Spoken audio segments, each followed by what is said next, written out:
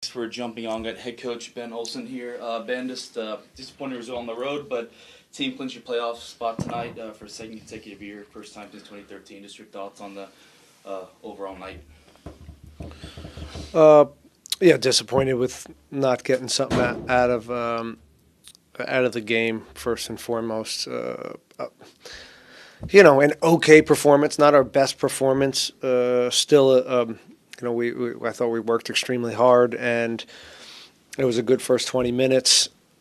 And then they started to take the game over, and I thought they were sharper. And that's when they get their goal and maybe dodged one or two other looks. Second half was pretty even, and I thought we got a hold of the game again. Part of that was game state, and them, of course, dropping off and protecting the lead. But and then in the final third, we were just a little toothless on the night, and that happens. They're a very good defensive team, and they're really well balanced. And you got to be dynamic.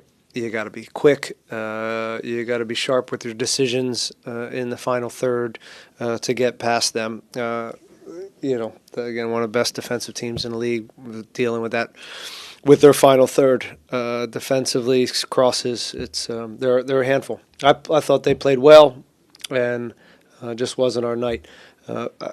We'll turn the page very quickly on this one for two reasons. One is we are excited about being in the postseason, and that's a big deal. And these guys have worked really hard all year to be in the position that we're in after tonight. So that is a positive thing. And also, we got a tough team coming in town at home against New England, and so we have to just rest up. Long travel day. We'll get back and start focusing on New England. Thank you for that. All right, Joey, go ahead. Hey, Ben. Paul Rothrock is a player that seems to keep having some success against you guys. Can you take us through why you guys struggled with him tonight? There's no reason in particular other than he's a handful, and he works extremely hard, and he's opportunistic, and he's a nice revelation for them. Kind of came out of nowhere, and he's relentless, and guys that are relentless usually have success. You should take us to the substitution you made in the match when you brought on Brad Smith and took off Sebastian Ferrer to take off that natural striker and put Mackenzie Gaines in that more of a forward role?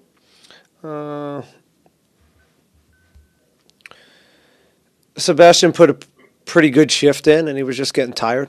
He hasn't had a 90-minute game in quite a while, so it was just more fatigue than anything else.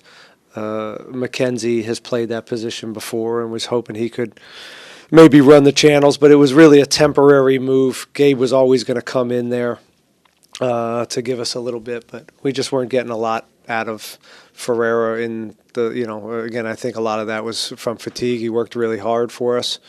So that's the reason. All right, thank you so much, Ben. Yeah.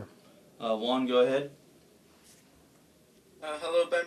First of all, congratulations on clinching a playoff spot this year. I wanted to ask you real quickly about, in the second half, you guys started to play with a little bit more intensity compared to the first. Obviously, it wasn't enough to get a goal.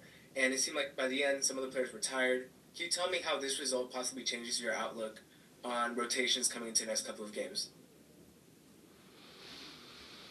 It doesn't change anything to what we're doing. I don't understand the question. Yeah.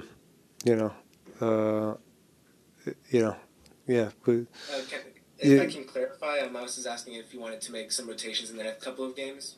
Some players starting to get some tired legs. We had a full week, so I don't. Who was tired? In your expert opinion, who were the tired guys?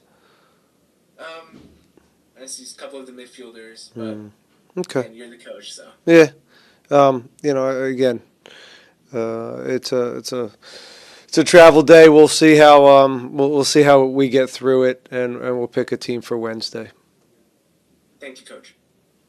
All right, Jorge, go ahead. Hey, Coach. First off, congratulations with clinching the playoff spot. Thank you. But to go on, just kind of piggybacking on, still some time to climb up the table. But what do you learn from tonight to have a long run in the postseason and to finish off the season? What did I learn tonight? What could you take from tonight? What can we take from it? I don't know if we can take a lot from tonight. It was, again, it was just, they're a good team.